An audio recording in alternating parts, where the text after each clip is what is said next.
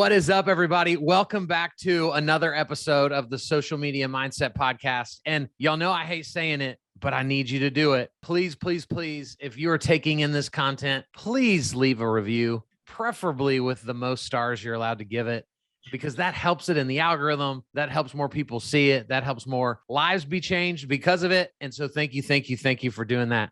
But let's jump into the episode because I've got a really fun guest today. We are half the country away from each other. Val Miller. Val is short for Valerie, and I call her Val because we're best friends. And she is the marketing manager for the Art of Home Ownership. And we'll talk a little bit about it so everybody understands what's going on. But guys, here's what I love about Val is she is way younger than me. And so she was born with a phone in her hand. She just gets marketing at a different level than old people like me do. And so I can't wait, Val, to just jump into all things social media and marketing. But before that, welcome to the show. Thank you, Kyle. Thanks for the warm welcome. I'm happy to be here. A lot of the time when I'm doing content like this, I'm the one interviewing. So it's kind of nice to be on the other side, a little relaxing. Pressure's on you. I'm glad. I'm so glad. And I welcome that pressure. And I can't wait to come on your show and make you feel all the pressure. Absolutely. While I just sip on some iced tea and answer your questions. Yeah. So tell everybody real quick, what is the Art of Home Ownership for anybody that doesn't know? Yeah, it's taken a little while for me to be able to kind of get it into an elevator pitch because it is it's complex, but really the whole mission of what we're doing is to position the mortgage professional as more of an advisor and creating those lifelong clients. Yeah. What our technology does is really prioritizes financial literacy. It helps the consumer maintain their home, maintain their mortgage, leverage their finances and the investment that they're making in a house. Right. So a systematized business model is what we refer to it as, but it's a lot of fun doing some big things in the industry. So yeah, it's huge. And I have clients that are clients of the Art of Home Ownership. And so I've got to see kind of some of the inner workings and it's impressive. Yeah. And you are the marketing manager of something that is very impressive. And so you can't be chopped liver at this thing we call marketing and social media. And so we have some things that I know you wanted to talk about because I already asked you that before we hit record. Side note to anybody that wants to do a podcast, have a 3-minute conversation with your guest before you hit the record button, because you never know the insights that you can receive in that short amount of time that makes the episode way better. Okay. Yeah. Now back to the episode. So you deal with a ton of mortgage professionals and, through what you guys do, I want to just jump in here. What do you see the most where like lenders just aren't getting what they should be doing on social media? Like, what are they doing wrong? Yeah, I think the biggest thing is not doing anything, right? I coach some loan officers as well, both on the side. And then I'm also contracted with a mortgage company where I'm working with their loan officers, trying to coach them. And really, it's a lot about getting over the mindset of getting started with marketing and social media. So a lot of, if we're looking at the demographics of mortgage professionals, they're typically middle age. And that demographic did not grow up around social media and, being on video and being in front of people in this like digital age. So a lot of it is getting over that mindset. But as I'm coaching them and trying to give them really like tactical things to do, like record a video about this and then, make a corresponding graphic that communicates the same message, but in a different way. And it's mostly about the execution, like just scheduling on their calendar. This is what I'm going to set aside time for. I'm going to record 3 videos about these topics. Like they just don't, it's more of the follow through. And then the people who are active on social media, sometimes they try to be a little too polished, not real enough. Because I think it's almost like being on social media and putting out content. It's almost like you're on stage and you need to be on and you need to be performing, but it's really not. Like if you're just the videos that I felt that I've connected with the most and like got to know people almost is when you are just kind of walking around, like talking into your cell phone and recording a video that's creating some sort of value, telling your audience something about yourself. So I think just being a lot more, getting over the mindset and being really comfortable and yourself on social media is something that not a lot of people do. I totally agree. And so for a moment, I want to invite ourselves into your coaching, and I'm a loan officer that you're coaching right now. Mhm. I am saying all of these things. I don't know where to start. What is your, right? Because everybody I know, they want, 1,000-year strategy before they're even willing to do anything. Yeah. And so how do you coach someone into starting? Like, what does that look like? How detailed is that? How simple or practical is it? What does that look like? Great question. So I actually have an intake process. So what I do is run through with them a few different sections of their life and their business. Okay. So start out with, how did you get into the industry? What made you become a mortgage professional? Why do you do what you do? And kind of getting into more of the messaging around like them as a professional. Yep. And then I get into, okay, what are the clients that you typically work best with? Like what type of loans, what age range?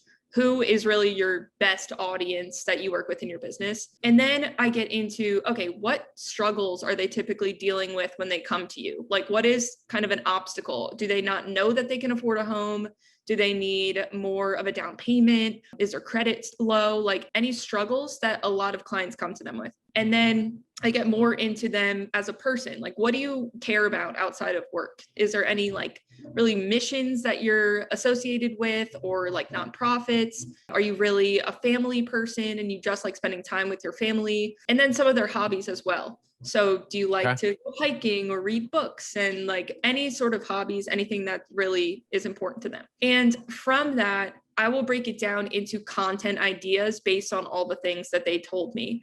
So the actual intake, that's one call. And then after that, I take some time to really spend without them. And I walk through like, okay, these are the different content buckets. And then these are the specific topics that you could be talking about in videos and graphics. Like these are things that matter to your audience. And that includes anything from, what is an appraisal, or how much do I need down payment, to pictures of them hiking on the weekends. Like I always tell people, and sometimes I don't schedule it all out because I also help them create a content calendar to map out some of those topics and things to talk about. But I say it's not always about planning everything out and being really structured with it. So if you are doing something with your family and you happen to snap a picture, like people love to see the human side of things, whether it is you doing something fun on the weekends, spending time with family, people on your team, even just getting them involved in the social media content. So I do progressively get tactical and more in depth with them to say like, this week, this is what you should be doing, and shooting content about, creating graphics. And a lot of the time I recommend that they batch that time, even if it's in the beginning of the month and they just take 1 hour to record a few videos. That's typically the best use of time for loan officers. So much goodness in what you just said. So guys, I would recommend that you rewind this right now and go write down all the questions that Val said she asks the loan officer she works with, intake time, and then fast forward it back to this point where I'm going to ask about the bucket, right? You mentioned buckets. I call it like pillar content. Mm-hmm. It's all the same thing.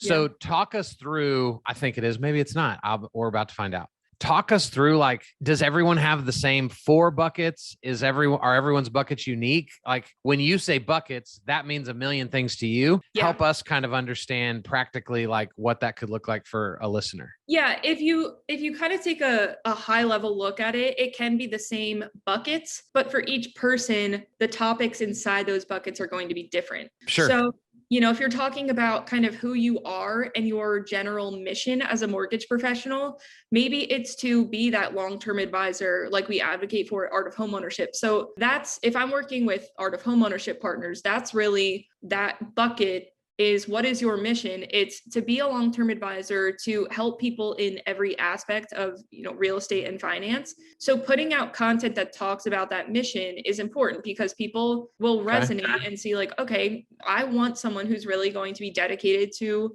me being successful. So I want to work with someone like that. And then getting more into the types of clients that you work with, that's where you really get into the nitty gritty and get more specific about the mortgage topics. So if you typically work with, and sometimes people have a few different kind of target audiences that they go after. I think the more specific you can get with it, the better. But let's say you typically work with veterans. So you want to be putting out, think first about what struggles do veterans typically have. I hear a lot, with the 0% down, then a lot of people get this impression that they don't need any money to buy a home. So that's a huge misconception, that someone can be putting out a video saying, just because you don't need any money down with a VA loan does not mean you don't need money at all. Like, you have to think about the closing costs and everything else associated with it. Right. Just answering those questions ahead of time will make you a resource to the people that you want to be working more with.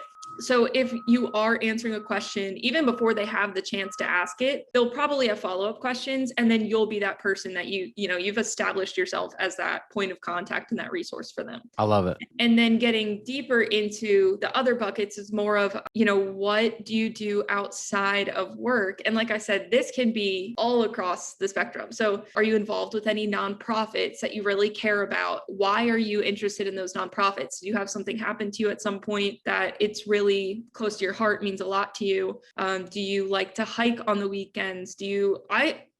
For myself personally, I always share when I'm reading books and like the books that I'm reading and kind of the key takeaways. And I usually get pretty good engagement just because, a lot of the people in the industry like to read books. So I've just found sharing what it's about, my key takeaways, kind of what it means to me. That's something that it just says a little bit about myself, what I like to do in my spare time. So really anything that you share to just make you more of a human being through a screen is going to be impactful with your audience. I love it. I love it. And talk us through, you mentioned a calendar that, every coach in the world is going to leverage that at a different capacity. Mm-hmm. Do you also said the phrase batching content, which some people may not even know what that means. Yeah. Are you a fan of like using a calendar, but being willing to be like present in the moment and do some kind of raw and real content? Always, predetermining what you're going to talk about. Like, how do you teach through having a content calendar? Yeah, that's a good question. So for myself, I don't use a content calendar for my own content on social media because it's already in the back of my mind. And it's almost like muscle memory at this point. Sure. So if I'm doing something or I get a question randomly from a loan officer that I'm like, oh, this would be a good piece of content, then I just do it. But for a lot of loan officers, that's not the case, where they're really used to just creating content. So making a calendar that says, and I found this with some of the mortgage professionals I worked with, they say, if we have like, these are the videos that I need to record, I'm much more likely to do it because it's not this nebulous kind of thing on your task list that you need to do. So if you map out for the month, like, these are 4 topics that are really important to my audience, and you say, for week 1, I'm going to talk about this topic, and you create a few different forms of the same question or the same type of content. Yeah. So then you have 4 topics, and let's say 4 of those pieces of content are videos. So at the beginning of the month, you can take 1 hour, have a few talking points for each of those topics, and then knock out 4 videos at one time. And you have 1 video per week, which is great for loan officers. If we're being honest, a lot of people don't even do that. So batching that, just because like on a weekly basis, if you have to shoot a video every week, sometimes that can get they just dread doing it. Sure. So if you do it at the beginning of the month, get it over with, then you don't have to worry about, this task that's coming up weekly. I find that that's a lot more likely to be done for a loan officer. Yeah. It's kind of like when you go to the doctor and you're just like, do everything that you need to do. Yeah. Like, while I'm here, whatever I need, just do all of it. And I really do. I think that's what loan officers and realtors need to think about, because, this doesn't come as natural to you and I as it does to most of the people that listen to this podcast and that listen to your podcast. And so, people have to treat it the way you would honor a time slot of having coffee with a real person. Yeah. You need to put it in the calendar and honor that time slot as this is when I'm creating content. Yeah, absolutely. Because most people will go, that's so good, I'll put it on the calendar. But then that's the first thing on the calendar, that if a client's like, hey, I'm only available at 9 a.m. Thursday, and that's when you'd block time to do your videos. Yeah. It's the first thing to go. Right. I always say, treat it as if it's a meeting with your best realtor partner that sends you the most I love business. that. And the one time I actually told a loan officer that, and he's like, all right, I'm going to record this content. I'm going to go cancel my meeting with my realtor partner. I'm like, no, that's not what you're supposed to do. But really, like, you have to, I think it was actually Josh Metal was talking about building confidence in yourself. And the one way that you really build confidence is to make commitments to yourself and then fulfill those commitments. Because if you tell yourself, I'm going to record content during this time, and it's something that does mean a lot to you, but you just don't end up doing it, then that confidence is just dropping as you continually don't execute on the things that you're committing to.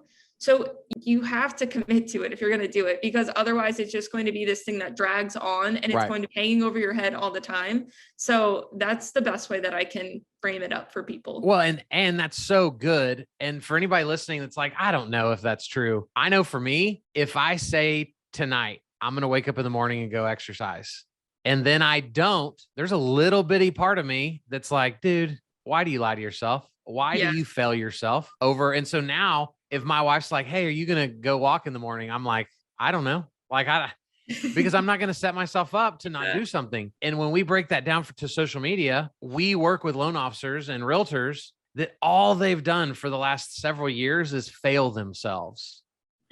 When it comes to, okay, I'm going to be better, and then they're not. And then I'm going to be better, and then they're not. And so they're walking basket cases when it comes to this stuff. Yeah.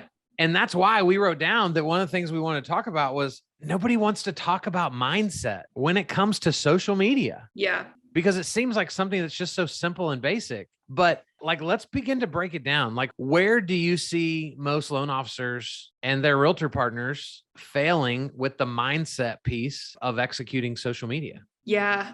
I think having that, we talk about like the abundance versus scarcity mindset.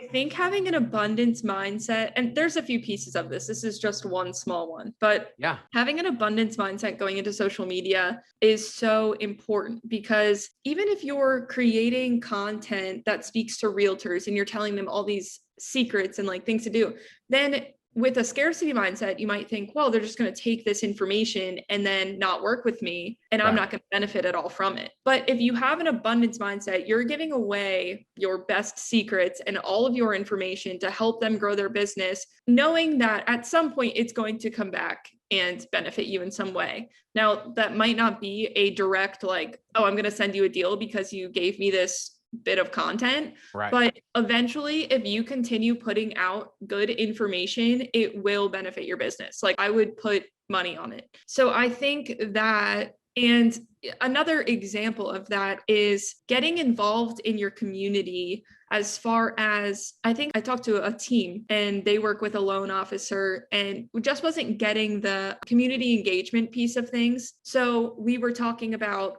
going and interviewing, if you're like a local referral based lender, going and spotlighting some local businesses and saying like, this is a small business I go to a lot. This is the owner, do a little interview with them. And he was like, why would I try to like help another business? Because that's just taking away from mine. But it's not at all. Like, the key to that and the idea behind it is you're becoming like almost the mayor of your town, and you're becoming this resource for almost everything. So if you are dealing with someone and they need a local bakery and you spotlighted them in one of your pieces of content, like, that abundance mindset is going to help you so much from so many different perspectives. So that is one piece of it that's really important. Valid. I mean, it's huge, right? I mean, that's part of why I do a podcast. Because I know that by spotlighting other experts at what they do, it's going to come back full circle to me. And sometimes the person I bring on becomes a client, but most of the time, within weeks of them coming on, they're introducing me to someone that becomes a client, invites me to speak at an event, invites me on their podcast. Like, it's just the thing that keeps on giving. When we truly operate, like, I don't do this to get more business, but it's a byproduct of just being a giver.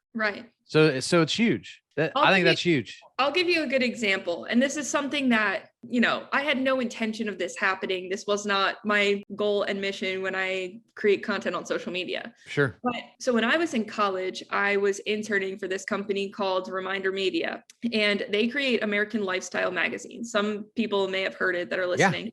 It's like a tool for realtors primarily to stay in front of their past clients. So it's this like branded magazine. It has all their information on it. It's a really cool company. So I had kind of gotten to know the guys that started the company. One is the chief marketing officer, one is the president, Josh and Luke. So they have a podcast called Stay Paid. And it was like one of the number one on Apple. Like they got number one on Apple at that point podcast. So okay. And they're still doing it. And I listen to it pretty regularly, and I share their content on my Instagram. I'll put their reels on my story. I give them shout outs. And the one day I had left them a review on the podcast, and they read it on like live on their podcast episode. And they were talking about, Josh and Luke were like, yeah, Val Miller, she used to be an intern for us. She left us this review. They read it and they were like, go give her a follow on Instagram. This is her Instagram handle. And all of a sudden, like I hadn't listened to the episode yet, but I got all these realtors following me on Instagram. Wow. Where's this coming from? And one of them actually reached out to me and said, hey, I heard your name mentioned on Stay Paid. So just stuff like that. If you're putting out content, supporting other people, it just always comes back to in the strangest ways. But that's something that like I never asked them to get me followers on Instagram, but I just show them some love. So they return the favor, and it was really cool. It's so powerful because I know a ton of people that would do the opposite. They would literally think, how do I get people to give me shout outs on their podcasts? Yeah.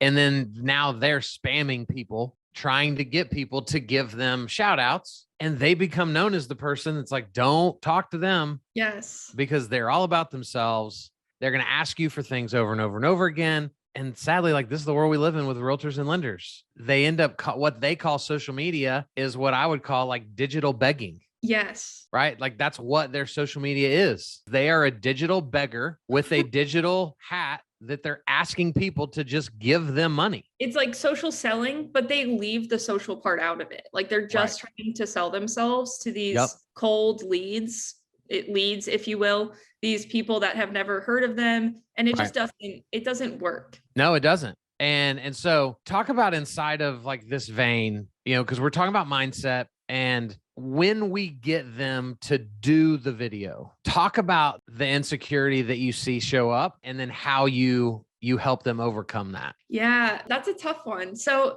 the insecurity, I mean, unfortunately, the only way to get over it is to keep doing it. I talk to people all the time who like Ryan Grant. So Ryan is the CEO of Art of Homeownership, and he's a loan officer as well. Yeah. And he puts out content all the time. And, you look at, it looks like a movie star that's on, and he doesn't stutter. He, sounds great all the time. And I was talking to him the other day, and he's like, you have to tell these people that, when they're putting out content, it's not going to be perfect. He said, when I first started, you should see my first video. It's so embarrassing. He said, I should really dig it up and post it sometime, because you see, it's like me, little old me, if I don't post at all on social media and I see Ryan's content, I'm like, well, mine's never going to be that good. So I'm just not going to post at all. But the reality is you don't see where they started from and how their content was in the beginning. It was likely awful and embarrassing for them at this point. So you just have to, there is an insecurity. How I try to get them to overcome that is just to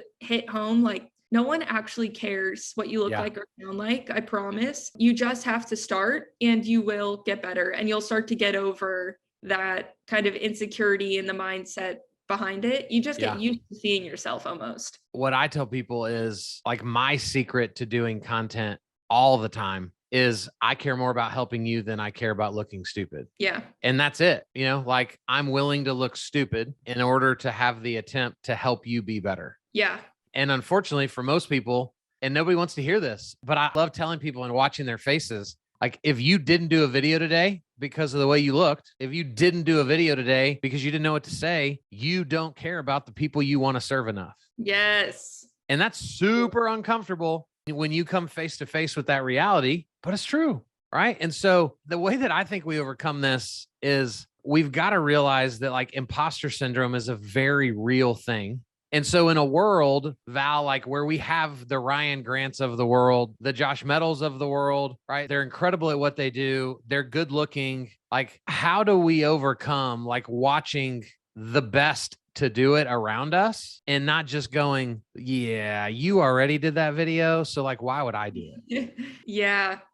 I think that comes down to just understanding human beings at some level, because I think a lot of imposter syndrome is looking at other people's success and the way that they are on social media, where they're really polished and they are only putting out the good things in their life. Yeah. But when you really get down to it, like you have to understand that everyone is going through something that they don't want to show people or they don't want people to know, because it is, no one likes to talk about that. But like for myself, you know, I put out content all the time. I'm trying to help people with their marketing. But at the end of the day, I know that there's so much for me to learn when it comes to marketing. And there are parts that I couldn't help people on because I don't know enough about it. And, you know, that gives me the imposter in my head is like, Val, you suck at marketing. You don't know what you're doing. And then you're here trying to help other people. But at the end of the day, and Kyle, I think we talked about this before, if you know even 50% more than the people that you're talking to, then you're still helping. If you know even 1% more. Yeah, I was about to say 50%. I don't know if I've ever personally been at 50%, but I'll take 1%. Right. If you know a little bit more, there's still some way that you can help them. Yeah. So it's really just a matter of telling yourself, like, no one really is as perfect as they seem, and worrying about yourself and just improving your processes and your social media presence on a daily basis. Like, that's the only way that you're ever going to get closer to being what you think those other people are. 100%. I think too, it comes down to like, we think we need to always show up impressive when I believe we need to show up relatable. Right. So like, think about like an actress walking across the red carpet of an award show, right? Obviously she's going to be one of the best looking people on the planet, right? She's going to be better than most people watching that show at everything they've ever done. Yeah.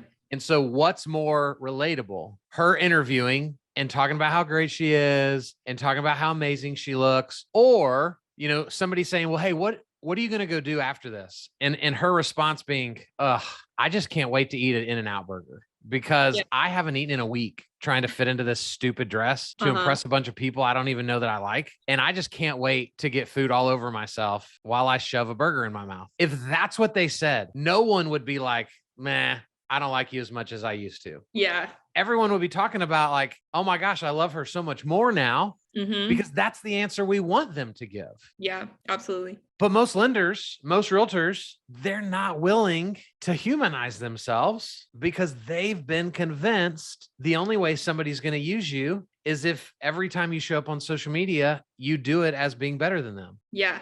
It's the biggest load of crap I've ever heard. It's not always about, because even for myself, like sometimes I'll post my bloopers on social media when I'm like trying to record a video and it's going awful and you try 50 times and you keep messing up and getting it wrong. Sure. I'll post that because that's something that everyone else goes through and I know that they can relate to it. But even from a less embarrassing standpoint, even just sharing stories on social media. So if you as a lender, when you first started, you didn't have enough for a down payment and you had to get gift funds from a family member or whatever it may be, just telling a story that other people could relate to and or realize that they're in the same boat and can take the same route that you did. I think that's one way to be really relatable. And it's not, you know, you're not doing anything crazy. You're just telling them about yourself and things that you've gone through. Yeah, it's huge. I know, to name drop one of your people, you know, like Sosi has been on my podcast a few weeks back. And, you know, one of the things that I love most about him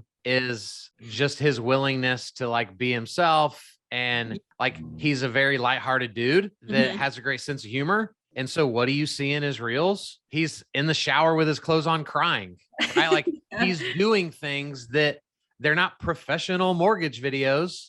Yeah. They're him being real. And then I have other buddies in the industry that like, they've never been on camera without a perfect fade and their suit on. Right. And so I'm not trying to tell people like, you need to be like Sosi or you need to be like the person with the suit on. the answer to this is, what are you? Yeah. And go be that. Yes. If you literally wear a suit every day and every time I see you at the store, you're going to have a suit on, by all means, have a suit on when you're doing content. Yeah. Then right? You're the guy, you're the suit guy. Right. Yeah. If you wear pearls everywhere you go, have pearls on in all of your content, but like, don't wear pearls because the other lender down the road, they always wear pearls and they're more successful than you. And so I guess I need to start wearing pearls because, I need to be like them. We got to let it go. Yeah. Just be yourself. Be yourself. So as we wrap this episode up, because it's unbelievable, like how fast these episodes go when you talk about like actual enjoyable things. Yeah. Well, I don't know. People probably think we're weirdos that we enjoy talking about this stuff. I don't care because I'm being myself. I'm talking about something that means a lot to me. Dang right. So in your last opportunity, to the LO, to the realtor that's listening, that like, they just, for whatever reason, they don't disagree with anything we've said, but they're still not taking action. Like, what's your final piece of advice to that person? Yeah. So this kind of comes back to what you said before, Kyle. If you're not recording a video today, you don't care about the people that you serve. I frame it up for people as, if you're not telling people what you're doing, you're screwing them over. Come on. So if you truly believe in what you do and the value that you bring to your clients, then you would tell everyone in your network what you do and why you're more valuable. Yeah. And that is it's not showing off or being flashy to people if you're coming at it from a good heart. Yeah. So if you, let's just say, because this is an example I used recently, let's just say your great Aunt Sally had to get a mortgage recently, and she didn't even know you were in the business because you don't post about it at all. No one knows what you do.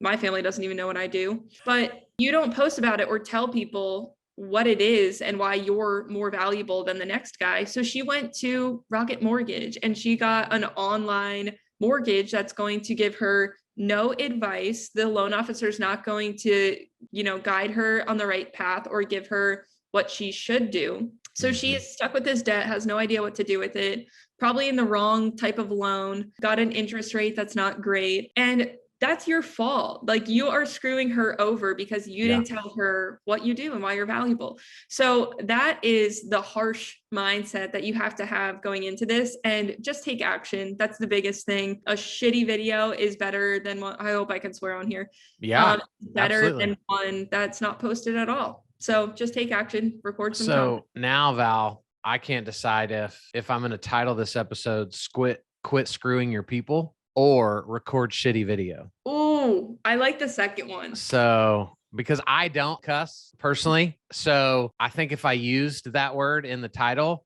people would be like, what is happening? Yeah. I've got to listen to this. Yeah. So I think that's what we're going to go with. And my mom is going to be mortified if she sees it, but I'm a grown man that's almost 40. So I should probably quit caring what she thinks.